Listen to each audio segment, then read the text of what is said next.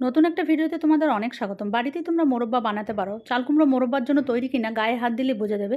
গাটা বেশ সাদা সাদা চুন মতন হয়ে যাবে। তারপরে দেখো চাল কুমড়োটাকে পিস পিস করে কেটে নিয়ে জালিদার তৈরি করে নিলাম কাঁটা চামচ দিয়ে। তারপরে আমি দেখো চুন জলে সারা রাত ভিজিয়ে রেখে দেবো। তারপরে ভেজানোটা হয়ে গেলে সারা রাত তারপরে আমি ভালো করে 8 থেকে 10 বার ভালো করে ধুয়ে নেবো। তারপরে ফিটকিরি জলে একটুখানি বুলিয়ে নেবো ফিটকিরি।